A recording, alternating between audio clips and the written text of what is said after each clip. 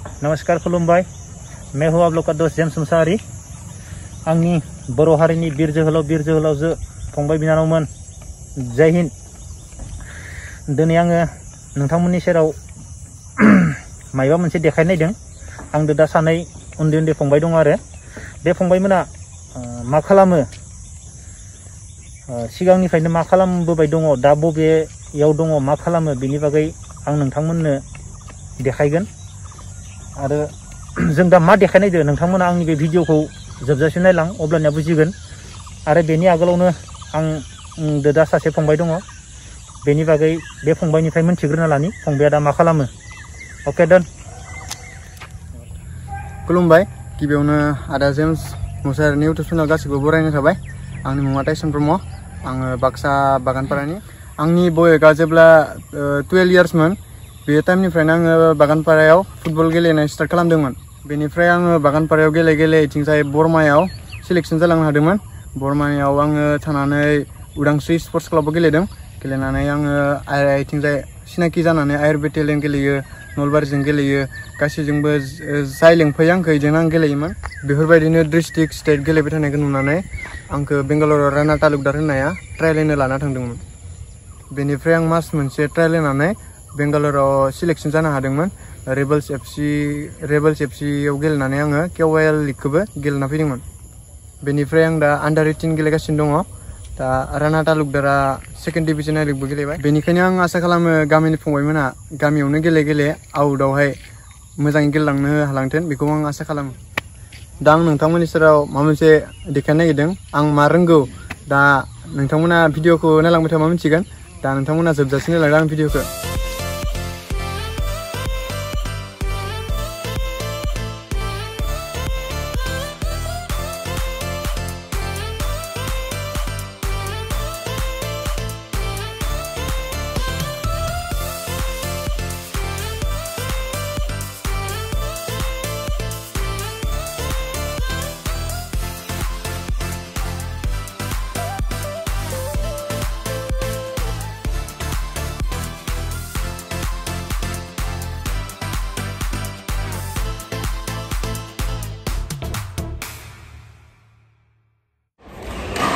फैदो लोगोफोर, बिब्दिबा जों टाइसना जोंनो मा देखायनायदो जों बेखौ नायनोसै।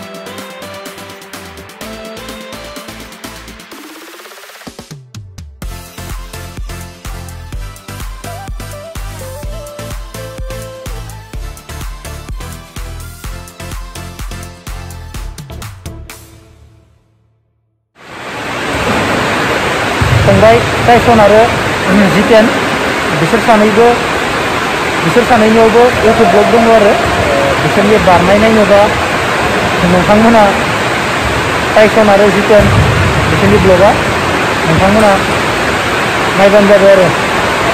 फंबायमोन, दिनैनि भिडिअखौ बेयावनो दोनथ'नोसै। जय हिन्द, नमस्कार, खुलुमबाय।